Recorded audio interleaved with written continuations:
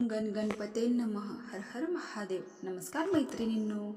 बघा, गणपतीला आपल्या हिंदू धर्मात बुद्धी, समृद्धी आणि अडथळे दूर करणारा देव मानले जाते आणि म्हणून कोणत्याही शुभ कार्याची सुरुवात गणपती बाप्पाच्या पूजनानेच केली जाते, जेणेकरून शुभ कार्यामध्ये कोणतेही अडथळे, विघ्न हे येणार नाहीत, कारण तो सुखकर्ता आणि सौभाग्याचा देवता आहे. वैशाख महिन्याची समाप्ती होऊन अधिक मासारंभ होणार आहे, तर ही अंगारक चतुर्थी अतिशय दुर्मिळ आहे. त्यामुळे अशी अंगारक चतुर्थीचा योग 21 वर्षानंतर तयार झालेला आहे. अंगारक संकष्टी चतुर्थीला श्री गणेशाला दुर्वा अर्पण करण्याचे काय महत्त्व आहे, चला जाणून घेऊया. गणाचा अधिपती गणपती. हिंदू धर्मशास्त्रानुसार कोणत्याही कार्याच्या सुरुवातीला गणपतीची पूजा केली जाते. विघ्नहर्ता श्री गणेशाला दुर्वा खूप प्रसन्न असल्याने त्यांना दुर्वाची जोडी वाहतात. यामुळे गणपती बाप्पा प्रसन्न होतात असे म्हटले जाते. श्री गणेशाची अंगारक संकष्टी चतुर्थी दिवशी पूजा करताना 21 दुर्वांची एक जोडी, 21 दुर्वांची एक जोड्या किंवा त्याचा हार श्री गणेशाला अर्पण करावा. अशा प्रकारे श्री गणेशाला दुर्वा अर्पण केल्यास शीघ्र प्रसन्न होतात.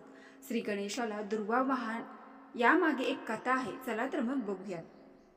एका पौराणिक कथेनुसार एका काळी यमाच्या दरबारात तिलोत्तमा नावाच्या अप्सरेने नृत्य सुरू होते. यमदेवाला ती खूप आवडली आणि मध्येच नृत्य थांबवून आपल्या मनातील भावना व्यक्त करून सांगितल्या. परंतु मध्येच नृत्य थांबवल्यामुळे अप्सरेच्या क्रोधातून एक राक्षस निर्माण झाला. अनलासूर असे त्या राक्षसाचे नाव होते. त्याच्या डोळ्यातून अग्नीच्या ज्वाला भडकत होत्या. अनल अर्थात अग्नी. तिलोत्तमाचे नृत्य मध्येच थांबवल्यामुळे आता मी तुला खाऊन टाकेन अशा त्याच्या बोलण्यावरून यमधर्म घाबरून पळून गेला. अनलासुराने तांडव करण्यास सुरू केला. त्याला समोर जे दिसलं ते खाण्यास सुरुवात करू लागला. अशाने सर्व देव घाबरून भगवान श्रीहरी विष्णूंना शरण गेले. परंतु अनलासूर तिथेही पोचला आणि त्याला पाहिल्यावर विष्णूंनी श्री गणेशाचे स्मरण केले. श्री गणेश बालक स्वरूपात प्रकट झाले आणि स्मरण करण्याचे कारण विचारले. तेव्हा अनलासुराने देवाचे जगणे कठीण केल्याचे दिसून आले. परंतु गजानन आपल्या जागी उभे राहिले. अनलासूर जेव्हा गणपती बाप्पाकडे वळाला आणि त्यांना घेण्यासाठी आपल्या पंजाने उचलू लागला, तेच अनलासुराच्या हातातील बालरूप गणेशाने प्रचंड रूप धारण केले. आभाळापर्यंत भिडलेले विराट रूप बघून अनलासुराला काही सुचेना. तोपर्यंत श्री गणेशाने काही क्षणात आपल्या सोंडेत पकडले आणि गिळून टाकले. अनलासुराला गिळल्यानंतर श्री गणेशा सर्व अंगाची आग होऊ लागली. श्री गणेशाच्या पोटात खूप जळजळ होऊ लागली आणि संपूर्ण शरीराचा दाह होऊ लागला. श्री गणेशाचा त्रास बघून सर्व देव, ऋषी, मुनींनी उपचार सुरू केले, परंतु कशाचाही उपयोग होईना. शेवटी तिथे उपस्थित असलेल्या 88,000 ऋषी मुनींनी प्रत्येक 21 दुर्वा करून 21 दुर्वाच्या हिरव्यागार जोडी तयार श्री गणेशाच्या मस्तकावरती ठेवल्या आणि कश्यप ऋषींनी हिरव्यागार 21 दुर्वांच्या जोडी श्री गणेशाला खायला दिल्या. चमत्कार म्हणजे दुर्वाकुरामुळे श्री गणेशाच्या संपूर्ण शरीराचा अंगाचा दाह क्षमला. तेव्हापासून श्री गणेशाला दुर्वा प्रिय आहे आणि गणपती पूजनात दुर्वा अत्यंत महत्त्वाच्या आहे. श्री गजानन म्हणाले, ज्या दुर्वामुळे माझ्या संपूर्ण अंगाचा दाह क्षमला, या दुर्वा अर्पण करणाऱ्या व्यक्तीची सर्व पापे, दुःख क्षमतील. त्या व्यक्तीला बुद्धी, सिद्धी प्राप्त होईल. हजारो यज्ञ, व्रत, दान, तीर्थयात्रा केल्याचे पुण्य फळ मिळेल. विशेष करून संकष्टी चतुर्थी मंगळवारी येणारे अंगारकी चतुर्थी, विनायक चतुर्थी मंगळवारी, शुक्रवारी आणि प्रत्येक दिवशी हिरव्यागार 21 दुर्वांची जोडी श्री गणेशाला अर्पण केली आणि त्या व्यक्तीच्या, त्या जातकाच्या सर्व इच्छा मनोकामना पूर्ण होतील. दुर्वा म्हणजे गवत, जे सहजपणे कुठेही उपलब्ध होते. दुर्वाच्या एका जोडीत 21 दुर्वा असतात. या जोडीसाठी दुर्वा निवडताना त्यात त्रिदल आणि पंचदल असलेले पाते निवडले जाते. ती दुर्वांची जोडी सुटू नये म्हणून त्याला दुर्वाणीच बांधले जाते. कधीही दोऱ्याने बांधू नये असे शिवपुराणामध्ये म्हटले आहे. अनेक ठिकाणी अशा दुर्वांची जोडीचा हार बनवून श्री गणेशाला कंठी घातली जाते. त्या निमित्ताने दुर्वांची 21 जोडी बनवताना श्री गणेशाच्या अथर्वशीर्षाची 21 आवर्तने म्हटली जातात. वेळेअभावी ते शक्य नसेल तर निदान एक जोडी तरी स्वहस्ते बनवून अथर्वशीर्षाचे एक आवर्तन म्हणून श्री गणेशाला अर्पण करावे. तेही शक्य नसेल तर दुर्वाचा एक त्रिदल, त्याचा अग्रभाग टोकाकडील बाजू आपल्याकडे येईल आणि निमुळती बाजू बाप्पाकडे ठेवून भक्तिभावाने ती दुर्वा अर्पण करावी. दुर्वा हे एक प्रकारचे पवित्र गवत आहे. दुर्वा हा शब्द दुह आणि अव शब्दापासून आलेला आहे. दुह अव म्हणजे जे दूर आहेत आणि जवळ आणते. या अर्थानुसार दुर्वा म्हणजे भक्तांना श्री गणेश तत्वाच्या जवळ आणून जास्तीत जास्त आध्यात्मिक उन्नती करते. त्यामुळे गणपतीला दुर्वा अर्पण करतात. 3 किंवा 5 पानांच्या पात्यांची दुर्वा गवताला दुर्वा करून म्हणतात. परंपरेनुसार श्री गणेशाला विषम संख्येत दुर्वा वाहावात, जसे की 3, 5, 7, 9 अशा दुर्वांची जोडी. अशा प्रकारे दुर्वा अर्पण केल्यास गणपती प्रसन्न होतात. या कथेच्या माध्यमातून आपल्याला आध्यात्मिक आणि आरोग्यदायी असा संदेश मिळतो. उष्णतेचे विकार, अंगाचा दाह, पोटात जळजळ आणि इतर विकारांसाठी दुर्वा औषधी आहे. दुर्वांच्या रसामुळे शरीरात शीतलता येऊन आराम मिळतो. अंगारकी चतुर्थीचे व्रत आणि विधी कशी करावी. एक अंगारकीचे व्रत हे 21 संकष्टी चतुर्थीच्या पुण्याचे इतके फळ मिळते. म्हणून या अंगारकी चतुर्थीचे महात्म्य विशेष मानले जाते. दर महापौर्णिमेनंतर येणारी कृष्ण पक्षातील चतुर्थी तिथी ती संकष्टी चतुर्थी. अशी संकष्टी चतुर्थी मंगळवारी आल्यास तिला अंगारकी चतुर्थी असे म्हणतात. वर्षातून अशी अंगारकी चतुर्थी 2 किंवा 3 वेळेस येते. वैशाख कृष्ण चतुर्थीला संकष्टी व अंगारकी असा योग आल्यास तो फारच पुण्यदायी असा समजला जातो.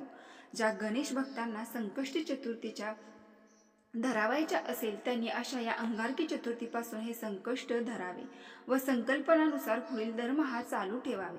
अंगारकी चतुर्थी व्रत विधी. अंगारकी चतुर्थी व्रत खूप महत्त्वाची मानली जाते. म्हणून स्त्री पुरुष कोणतीही चतुर्थी दिवशी पहाटे श्री गणेशाचे स्मरण करत लवकर उठावे. दंत धावन करून तीळ आवळ्याचे लेपन लावून स्नान करावे. त्यानंतर घरातील श्री गणेशाचे पंचोपचारी पूजन करावे. साष्टांग नमस्कार करून श्री गणेशाच्या नावाने जयघोष करावा. दिवसभर उपवास करून निराहार किंवा आपल्या शरीराच्या प्रकृतीनुसार फलाहार, दूध इत्यादी घेऊन जमल्यास श्री गणेश मंदिरात जाऊन श्री गणेशाचे दर्शन घ्यावे. रात्री चंद्रोदयाच्या वेळी शुचिर्भूत होऊन घरातील श्री गणेश मूर्तीची निष्ठेने पूजा करावी. निर्मळ पवित्र जागेवर पाट किंवा चौरंग मांडावा. त्यावर लाल वस्त्र टाकून तांदळाच्या राशीवर ताम्र कलश ठेवावा. त्यावर पूर्ण पात्रात धातूची श्री गणेशाची मूर्ती ठेवावी. तिच्या अभावी सुपारी ठेवावी. आरस रांगोळी काढावी. व्रताची दुसरी गणेशाला सांगून संकल्पना सोडावी. कुंकू लावून अक्षदा व्हाव्यात. श्री गणेशाला आव्हान करावे. दुर्वांनी पाणी शिंपडून मूर्तीला पंचामृत आणि अभिषेक करावा. अथर्व शीर्षाचा अभिषेक करावा. नंतर उष्णोदक घालून सुगंध द्रव्य लावून शुद्ध स्नान घालून मूर्ती पुन्हा स्वच्छ पुसून कलशावर तामनात ठेवावी. तांबडे वस्त्र, कापूस माळ, जानवे मूर्तीला घालावे. तांबडे गंध, तांबडी फुले 21 दुर्वांची जोडी व्हावी. धूप, दीप, गूळ, खोबऱ्यांचे नैवेद्य, फल, विडा, दक्षिणा पुढे ठेवून 21 मोदकांचा नैवेद्य अर्पण करावा. नंतर आरती, पुष्पमंत्र इत्यादी विधी करून पाटावर गंध किंवा तांदळाचा चंद्र काढून त्याची तसेच आकाशातील चंद्राची पूजा करावी. नंतर अंगारकी चतुर्थीची पूजा पोथी वाचून तीर्थप्रसाद म्हणून सगळ्यांना वाटून स्वतः खा आणि पूजा विसर्जन न करता तशीच ठेवावी.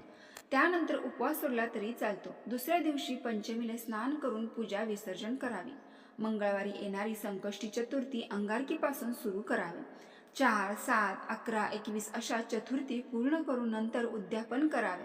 नंतर भावभक्तीने केलेल्या या व्रताचे मनातील सर्व इच्छा मनोकामना पूर्ण होतात. अंगारकी चतुर्थीचा चंद्रोदय जो आहे तर तो रात्री 10:14 असेल आणि म्हणून आपल्याला या वेळेमध्ये चंद्राची पूजा करून हे व्रत आहे तर ते सोडायचं आहे. आता मी तुम्हाला एक महाशिवपुराणामध्ये सांगितलेला उपाय सांगणार आहे. तर जास्त काही नाही तर 21 म्हणजे त्रिदल आणि 5 दल असणारी 21 दुर्वांची जोडी तयार करून ती श्री गणेशाच्या मूर्तीवरती अर्पण करायची आहे. आणि सलग तुम्हाला 7 दिवस तिथे ती अर्पण केल्यानंतर श्री गणेशाचे अथर्व शीर्षाचं शक्य असेल तर पठण करावे. नसेल तर ओम विघ्नहर्ताय नमः या मंत्राचा 108 वेळा जप करून ती दुर्वा तिथेच 5-10 मिनिटं बसून उचलून घ्यावे. आणि रोज सकाळी किंवा सलग 21 दिवस त्यातील एक दुर्वा खावा. तर बघा, तुम्हाला कितीही उष्णतेचा त्रास असेल, जळजळ करत असेल, डोळ्याचा त्रास असेल, मस्तिष्काचा त्रास असेल तर ही खाण्यासाठी तुम्ही सुरुवात केली तर तुमचा त्रास हळूहळू कमी होण्यास मदत मिळते. तर तुम्ही नक्की अंगारकी चतुर्थी दिवशी हा उपाय आवर्जून करावा. तर फक्त एवढंच करायचं आहे की त्रिदल किंवा 5 दल असणारे 21 दुर्वांची एक जोडी बनवून श्री गणेशाला आपल्याकडे जो अग्रभाग आहे तो आपल्याकडे येईल आणि मऊ भाग आहे ते गणेशाकडे राहील, अशा पद्धतीने अर्पण करून ती 21 दुर्वा आपल्याला सलग 21 दिवस खायची आहे. तर तुम्हाला नक्की जाणवेल की तुमची उष्णता असेल, जळजळ असेल पोटात, तर ती हळूहळू कमी होण्यास मदत होईल. तर मैत्रिणींनो, व्हिडिओ पूर्ण माहिती आवडली असेल तर आपल्या चॅनलला नक्की एक लाईक करून कमेंट बॉक्समध्ये ओम गण गणपती नमः नक्की टाईप करा. धन्यवाद.